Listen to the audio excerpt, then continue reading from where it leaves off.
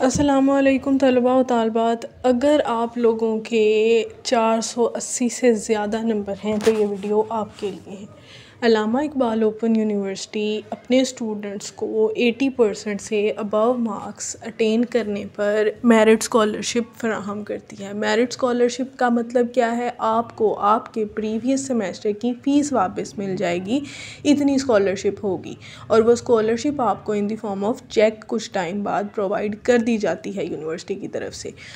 अब आप लोगों के मार्क्स कितने हैं, यानी एलिजिबिलिटी क्राइटेरिया क्या है, उस पर अप्लाई कब तक करना है और कैसे करना है, ये आपको डिटेल्स इस वीडियो में पता चल जाएंगी। तो सबसे पहले नंबर पर आप लोगों के 480 से ज़्यादा नंबर होने चाहिए। 480 भी हैं तो आप लोग एलिजिबल हैं अपनी इस स्कॉलरशिप को अटेन करने के लिए। स्कॉलरशिप का नाम है SSF 103 मेरिट स्कॉलरशिप।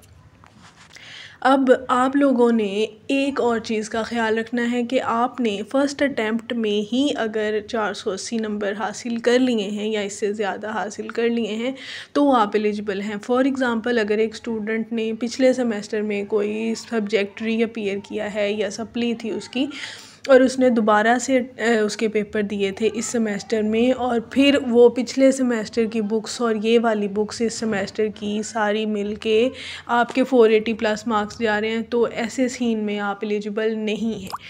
दूसरी बात, अगर आप इस तरह से आपने पहले भी कोई स्कॉलरशिप ली हुई है यूनिवर्सिटी की तरफ से, जैसे कि फ़ी कंसेशन के लिए आपने अप्लाई किया था, या फिर जो इस तरह की कोई भी स्कॉलरशिप यूनिवर्सिटी प्रोवाइड करती है, अगर आपने वो पहले से ली हुई है तो आप इसके लिए एलिजिबल नहीं हैं, क्योंकि यूनिवर्सिटी एट ए टाइम एक स्टूडेंट को एक ही टाइप की स्कॉलरशिप से एंटरटेन करती है। More than one scholarship eight ए टाइम एक स्टूडेंट अटेन नहीं कर सकता।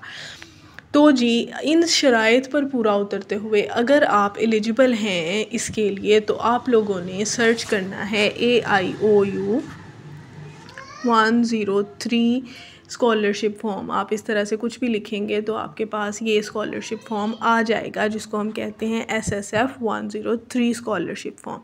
इस स्कॉलरशिप फॉर्म में आपको पता चल जाएगा कि आपको क्या क्या चीज़ें चाहिए इस स्कॉलरशिप के ऊपर अप्लाई करने के लिए। अप्लाई कैसे करना है, आपने हार्ड फॉर्म में जो है कागज़ात वो जमा करवाने हैं या नहीं, आपने सॉफ्ट फॉर्म में कहाँ अपलोड करने हैं, ऑनलाइन अप्लाई करना है या फिर रीजनल ऑफिस जाके अप्लाई करना है, ये चीज़ें भी मैं आपको डिटेल से बताती हूँ।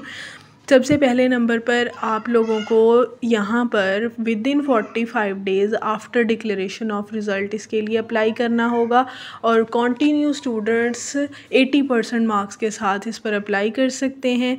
और आपकी अमाउंट ऑफ स्कॉलरशिप कितनी होगी ये डिपेंड करती है अवेलेबिलिटी ऑफ फंड्स के ऊपर। लाइक अगर एक सेमेस्टर में बहुत कम स्टूडेंट्स जो हैं वो अप्लाई कर रहे हैं स्कॉलरशिप के लिए, तो स्टूडेंट्स को ज़्यादा अमाउंट भी मिल सकती है, और अगर बहुत ज़्यादा स्टूडेंट्स हैं एक सेमेस्टर में तो आप लोगों को कम स्कॉलरशिप मिलेगी। लेकिन ये चीज़ कंफर्म है कि तमाम स्टूडेंट्स को स्कॉलरशिप लाजमी मिलेगी, देर सवेर हो सकती है लेकिन मिल जाएगी।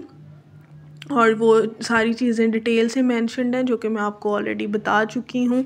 और distribution allocated amount of scholarship की रीजन वाइज होती है, यानी कि मैट्रिक, FA, ADE, ADC और BA के जो स्टूडेंट्स होते हैं या 14 इयर्स एजुकेशन के कोई भी प्रोग्राम के स्टूडेंट्स होते हैं, उनको 30% एलोकेटेड अमाउंट रीजनल ऑफिस में दे दी जाती है। जो BEd के लिए होते हैं या फिर वो BS के लिए या MEd मास्टर्स वगैरह के लिए उनके 60% होते हैं, और जो मास्टर्स, MPhil और PhD के हैं उनके 10% होते हैं। यहाँ पर हो गई हमारे पास इंफॉर्मेशन कि हमने इसके लिए ले ली कि अप्लाई कैसे करना है, और एलिजिबिलिटी क्राइटेरिया सिंपल अल्फाज में अगर हम कहें कि हमने देख लिया है। अब आ जाते हैं हम स्कॉलरशिप फॉर्म की तरफ।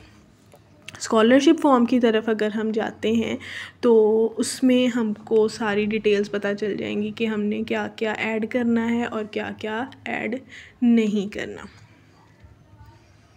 ये है जी हमारे पास स्कॉलरशिप फॉर्म। आप लोगों ने इसका प्रिंट निकलवाना है। सबसे पहले नंबर पर आप लोगों ने प्रोग्राम अपना जो है वो लिखना है, सेमेस्टर आपका जो भी है, जैसे कि अब स्प्रिंग 2024 का आया है रिज़ल्ट, तो आप लोगों ने स्प्रिंग के ऊपर टिक लगाना है, आगे 24 लिख देना है।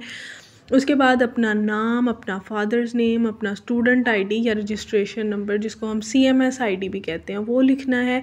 CMS आईडी अगेन आपने लिख देनी है, अपनी डेट ऑफ बर्थ, अपना CNIC, अपना फ़ोन नंबर, ईमेल और पोस्टल एड्रेस अपना एग्जैक्ट आपने लिखना है, गलत नहीं लिख देना।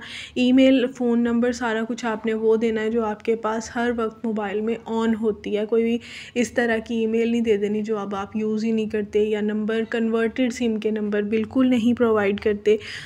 और ये बात जैसे मैंने आपको बताया था कि अगर आपके पास पहले से कोई स्कॉलरशिप मौजूद है, आप ले चुके हैं यूनिवर्सिटी की तरफ से, तो आप एलिजिबल नहीं होंगे। तो ये उसके लिए है कि आपने कोई पहले से अवेल की हुई है मेरिट स्कॉलरशिप या नहीं, तो आपने येस नो आंसर देना है उसके बाद।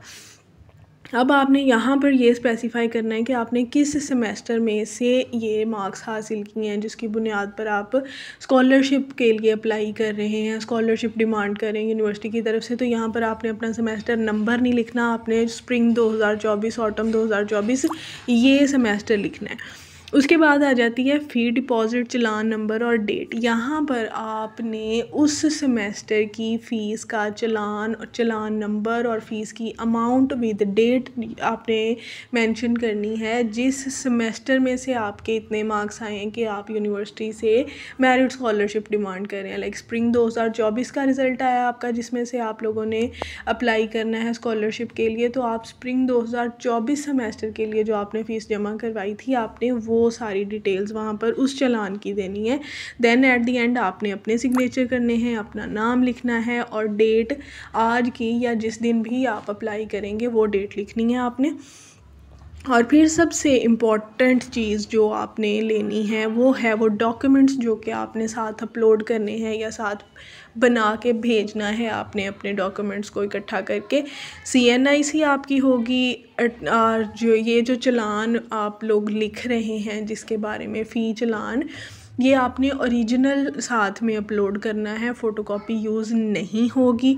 और रिज़ल्ट कार्ड आपके इस सेमेस्टर का, जिस सेमेस्टर की रिज़ल्ट की बुनियाद पर आप मेरिट स्कॉलरशिप को डिमांड कर रहे हैं, उस सेमेस्टर का आपने रिज़ल्ट कार्ड निकाल के अप्लाई करना है। रिज़ल्ट कार्ड कैसे निकालना है आपने, उसके लिए वीडियो चैनल पर ऑलरेडी मौजूद है, आप लोग देख सकते हैं।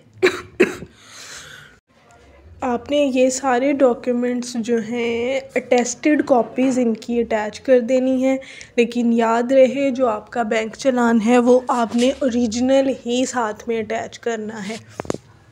जब आपके ये सारी चीज़ें कंप्लीट हो जाएं तो फिर आपने आना है अपने CMS पोर्टल की तरफ। CMS पोर्टल की तरफ आप आएंगे अप्लाई करने के लिए।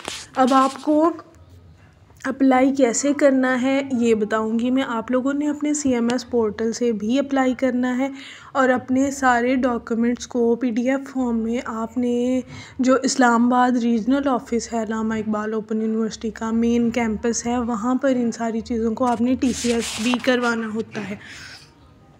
आप अपना CMS पोर्टल जब लॉगिन करेंगे तो ये आपके पास ऑप्शन आ रहा होगा स्टूडेंट सर्विस रिक्वेस्ट का।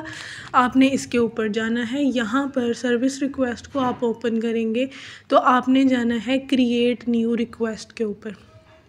क्रिएट न्यू रिक्वेस्ट के ऊपर जाने के बाद आपके पास इस तरह से कुछ 4 ऑप्शंस सामने आ जाएंगे, जिसमें से आप लोगों को क्या करना है, आपने स्कॉलरशिप के लिए अप्लाई करना है तो अप्लाई फॉर फाइनेंशियल एड और स्कॉलरशिप पर जाएंगे और नेक्स्ट को क्लिक कर देंगे। नेक्स्ट करने के बाद आपको कौन सी स्कॉलरशिप चाहिए, आपको SSF 103 स्कॉलरशिप चाहिए, आपने नेक्स्ट इसके ऊपर कर देना है क्लिक। और यहाँ पर आपके पास कुछ इस तरह का इंटरफेस आ जाएगा। यहाँ पर आप लिखेंगे कि मैंने इतने मार्क्स हासिल किए हैं, इस दिन मेरा रिज़ल्ट आया था, मेरे इस सेमेस्टर में से इतने मार्क्स हैं, आपका नाम, आप प्रोग्राम, इस तरह एक छोटी सी आपने डिटेल्ड पैराग्राफ लिख देना है। उसके बाद आपने यहाँ पर अपने उन तमाम डॉक्यूमेंट्स को, जिसमें आपका मेरिट स्कॉलरशिप फॉर्म होगा, आपका चालान, आपकी कॉपीज़, जितनी भी उन्होंने 3 डॉक्यूमेंट्स मेंशन किए हुए हैं, यहाँ पर आपने ऐड अटैचमेंट पर जाना है। फ़ाइल चूज़ करनी है और अपलोड के ऊपर क्लिक कर देना है। और जब आप अपने तमाम डॉक्यूमेंट्स अपलोड कर लें तो आपने यहाँ पर फ़ाइल को सबमिट कर देना है और आपकी जो स्कॉलरशिप है उसके लिए अप्लाई हो जाएगा। ये उम्मीद है आपको वीडियो अच्छी लगी होगी, समझ आ गई होगी। अगर फिर भी आपको कोई भी क्वेश्चंस हैं या कोई भी कन्फ्यूजन्स है तो आप लोग कमेंट बॉक्स में पूछ सकते हैं, इंशाल्लाह आपको ज़रूर जवाब दिया जाएगा। अल्लाह हाफ़िज़।